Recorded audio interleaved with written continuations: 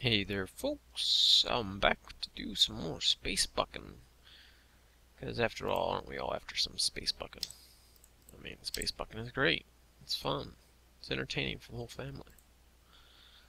So let's see, where did we leave off? We've still got a bit of a port deficiency compared to our opponents. We're still a little bit behind on that. Uh, the the one upside, I guess, is that the game it's not too hard to pull ahead pretty quickly. Once you're already once you're profiting, you're making a decent crop of cash every quarter. The computer kind of goes at a slow clip as far as constantly. Oh, wait a minute. Is this? No, that's not. That's not in my plans. The computer goes at a pretty slow, steady clip of trying to acquire planets. It's not. It doesn't kind of grow exponentially compared to profit. I don't know if the computer ever actually purchases more the negotiation teams that will help out. I don't want to quite do that just yet because as much as I'd like the ability to have another set of guys out there for planet upgrades, or for purchasing the port upgrade, or the starports themselves, uh, it is a running expense, and you don't want to kill your profits too quickly by purchasing things that you don't really need exactly. Like, the computer's not gonna start encroaching upon my territory. Usually, they'll get some of these, these border planets that are close to me, and then they'll probably move out this direction, like these guys. They will go and purchase the planets that are closer to them. They're not gonna try to weasel down here into my stuff. That being said, this is pretty much our wing of the galaxy. This right now is going to be the most accessible for us. This because it's all pretty close. Engine distances don't jump up really far until you get to like the higher level engines, and that goes by time. We might be able to get some of these down here right now, but that might be a good idea to get to these as soon as we can, just so we can cut off Red from getting any of them. But right now, our closest bets are going to be these guys right in through here, and that's probably what I'll start doing. Yeah, I don't think we can. Let's check the distance on this. That might be makeable. Yeah, I think that's makeable. So we might start squeezing in on this territory over here too, just to keep Red out of it. But again, we need to worry about profits too. So you don't want to go chasing territory that's going to end up being unprofitable. Let's see, we're making Nunki's up. Not quite the best safety record, but that doesn't really affect us terribly. It doesn't. There isn't like a public opinion on your company. That rating just goes towards the chances of some catastrophic event happening during your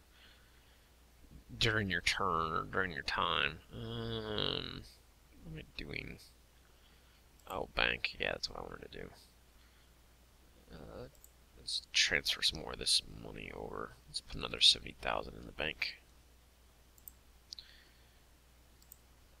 Okay. Well, like I said, I'm probably gonna move over here and start grabbing some of these. I'll make it like a 4-planet route through Vega because it'll be cheap. Oh, what? Am I placing a bid on Urnian?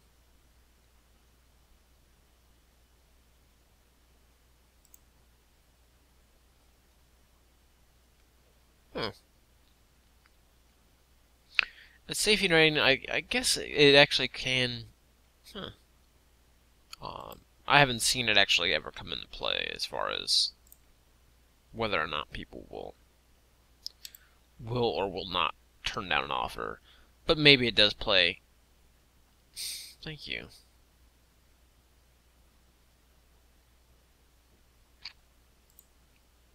Just what I needed. Some random expense. That's the kind of thing that usually the safety record affects.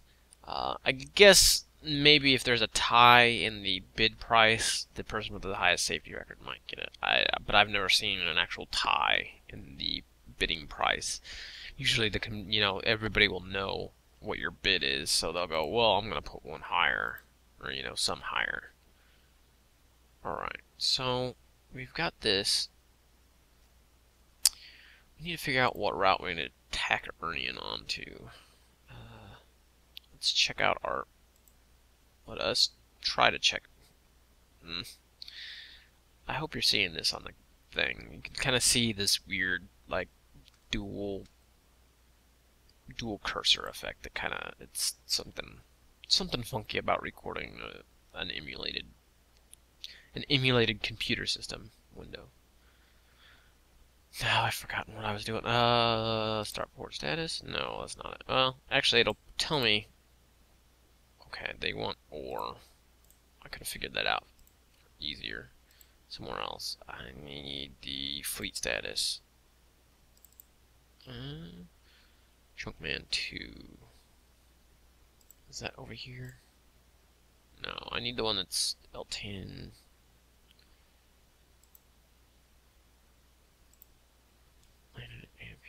No.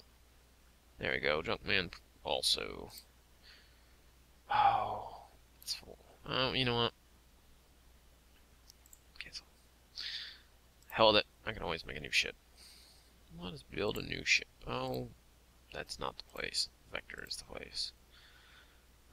You know what we're gonna do. We're gonna build another Sparrow.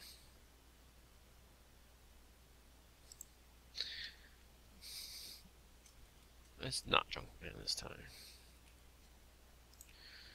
The only real problem is going to be the fact that it's just going to be between Ampere and Urnian at the moment. Well, no, actually I'm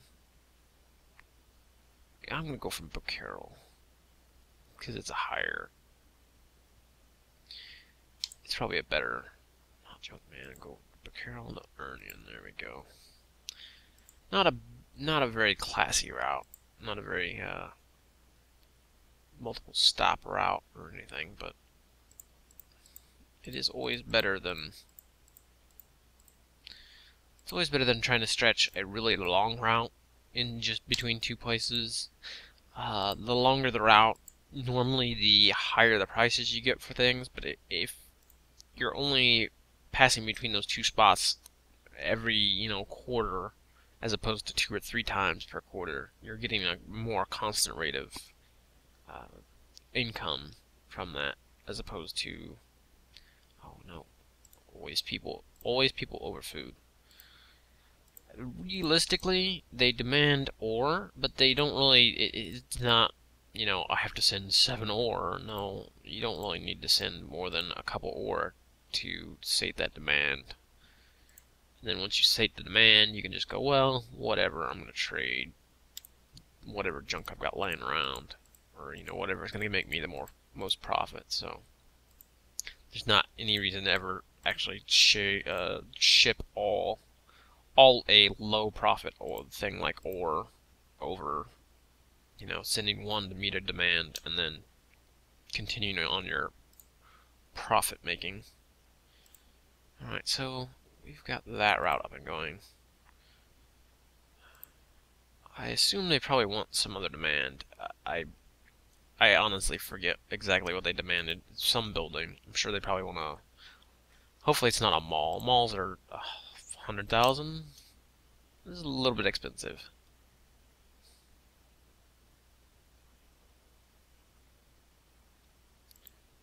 Are you going? What's going on here, Junkman? Why are you stationed at Vector and not moving? Oh, did I not? I'm a moron. That's why. Instead of confirming the route, I hit exit and canceled all the things that I did. Whoo boy. Alright, well, that shouldn't be too hard to fix. Let us redo this. Let us redo things that we just previously did 5 seconds ago. Dun dun dun. So, beyond the basic goods, the manufactured goods will bring in a bit of a profit. They do give you a sizable jump in profitability between, you know, these two basic manufactured goods, metal and chemical. The only problem is that they take up a larger slot. I'll just show one off just because. If you add that up, if you actually had 4 people in that slot, 4 people actually is more profitable than this. The deal is, though, is that you're going to only max out X amount of spaces in a ship. And right now we're working with pretty small ships comparative to the larger variety that we'll have many more of as the game goes on. In fact, I think I can show them off without actually progressing to that point in the game. Okay, now this time I will hit the correct button, and that ship will move on, and we can get profited. So see 6K, not a bad haul. One way, 6K back. Can't argue with that. Pretty easy money. Let me see if I can show off the advanced build a custom ship, yo. Oh, come on. Okay. The larger goods pay off. It doesn't let me show the. It doesn't show me that. You can click on them, and the other screens it'll show you the actual. When you're buying the ship normally, it'll show you the hull size and how much space they have for storage. Of course, the larger the ship, the larger the hold's going to be. And that's where those manufactured goods and luxury goods come into play. Because you're gonna, like I said, you're gonna max out. Yes, you're gonna max out at a certain level of people and goods, food-wise and whatnot. And if you don't manufacture anything else on top of that, those larger ships are just gonna be mostly empty because you can only. Oh, space pests. Alright, let's bump our maintenance up a little bit. So, let's get up to 60. A little bit more cost, a little better chance of us not running into that kind of stuff again. Alright, so far, so good. We're still profiting. We're bumping up a little bit at a time here. We do want to move on, though. Let us get Rostaban, because that sounds like a hippie, hip-hop planet for the purchasing. And remember, they're pretty cheap because they're all 1s and 2s through here. And they're also very quick to purchase since they are kind of backwater planets. Okay, we got those in tow. We need another ship. I don't think I built more ship. Now you can check on the starport status. It'll tell you who has shipyards, and I think I only have 1 shipyard total. Waiting restaurant. Okay, that's the thing I need to build. I'm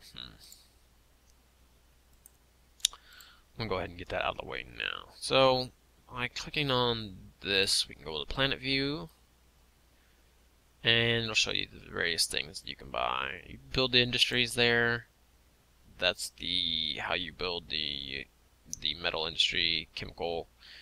Specialized goods are dependent on race. they will build a certain, oh no, they will build a certain luxury good here.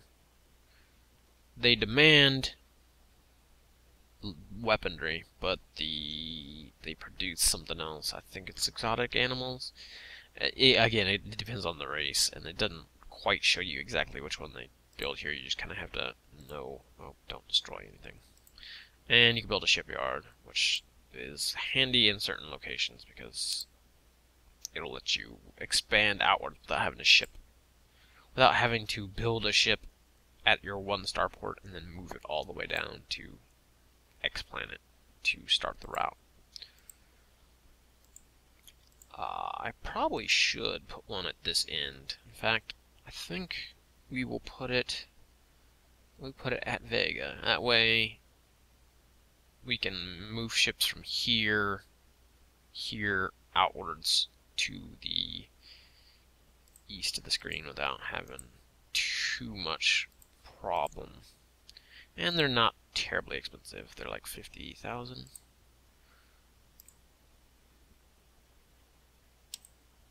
Build a shipyard.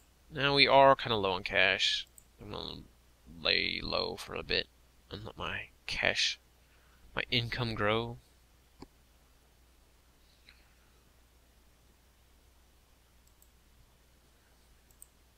Just to get some of the cash back. Boom.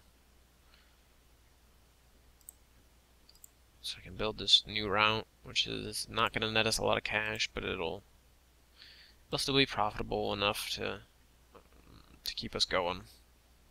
And again, these outlying planets will upgrade a lot quicker than the more advanced planets will. Again, I don't know how the game itself really works this out, but generally the 1 and 2 rating planets will pop up more frequently on the little chart of planets upgrading when that happens. It happens every X amount of time, and planets with a 1 and 2 are usually first to pop up on that list. Alright, so we're kind of low on cash, but we are profiting, remember, so Beagle. We're profiting, so while I would normally be concerned about straight up, no, wrong, clicking the wrong buttons.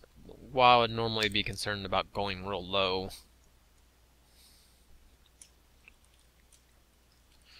I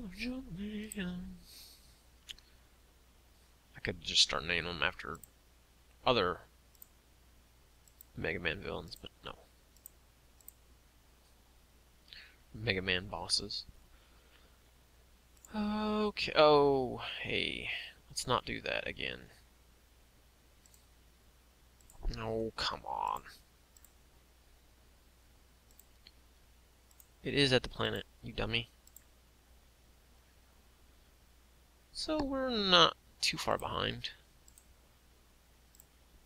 And remember, not necessarily the number doesn't necessarily reflect on the level of how well you're playing, because you could have 50-star ports. If you're not making any profit off of them, then, well, it's not really all that useful to you to have them. So long as you can make a profit off of them, then you're well on your way to winning the game, as long as you keep expanding. At a certain point, you'll get enough cash every quarter to where you can pretty much win the rest of the game by just doing whatever. Then we'll start getting into stuff like the covert ops and the special operations, that kind of stuff. Mostly, a lot of the stuff is like advertising campaigns, but there are a few where you can like hire pirates to harass particular opponents. There is like penalties if you get caught doing so, but it's one of those things that, so long as you do it just enough to slow them down, it can pay off. And usually the fines aren't enough to really dampen your profit making. Alright, let's continue.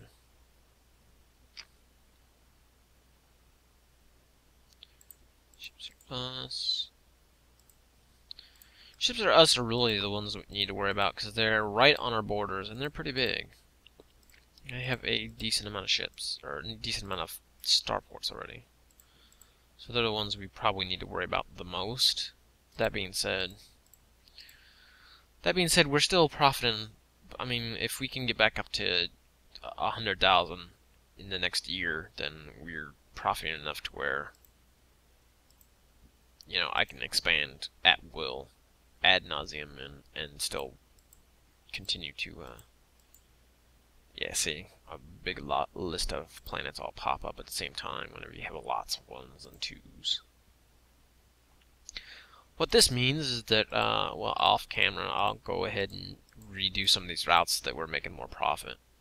I do need to get into the industrial manufacturing, the manufactured goods.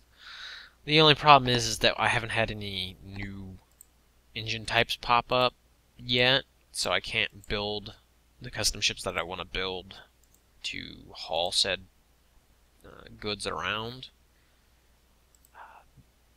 I'm looking for a good planet for them too. Vector actually wouldn't be bad. Since the advent of the popular fission reactors, scientists have concentrated on miniaturizing the more powerful fusion reactors for propulsion in space. The new fusion propulsion engine is a considerable advance in the field of engine design.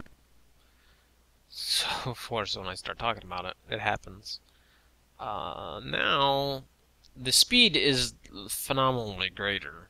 The range doesn't get a lot better. It kind of just, it'll eventually get to the point where you can cover large distances with one route, but that just kind of slowly scales up. The speeds, however, get a lot faster.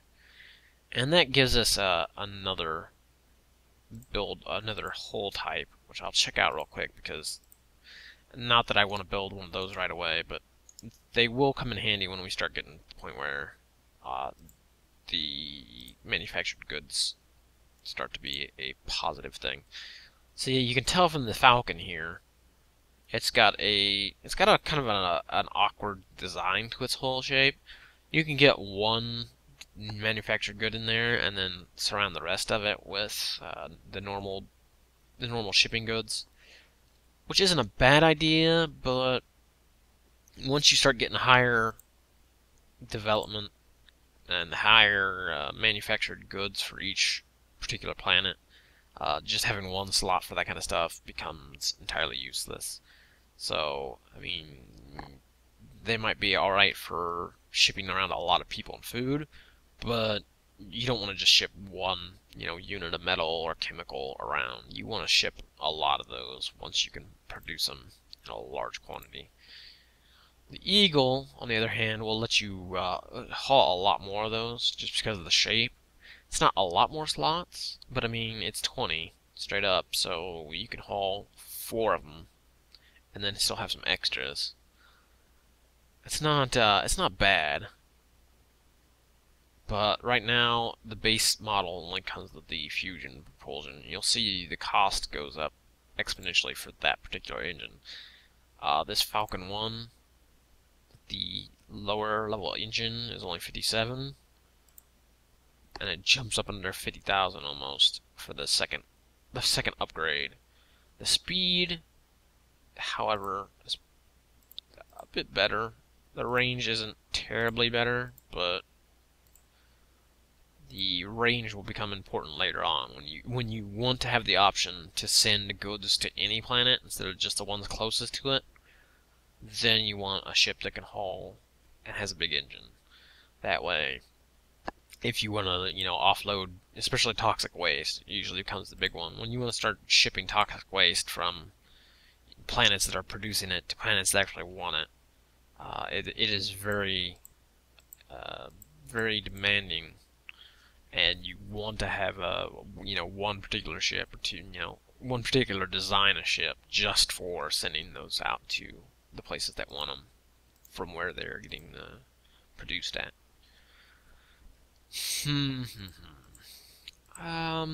You know what? I think I'll leave it at this for now. And I'll come back. I've got... my future plans are probably going to be getting these planets here. As you can see, it didn't take long to get back up to at least 100k, so I can pretty much expand at will. And with a better engine, well, maybe we'll come over here and grab some of this stuff. We'll take some territory from Red. Although, I do kind of want to grab this wall of planets here just to prevent Blue from coming down this way. Getting any ideas? Strategy. Till next time, folks. Have a good one.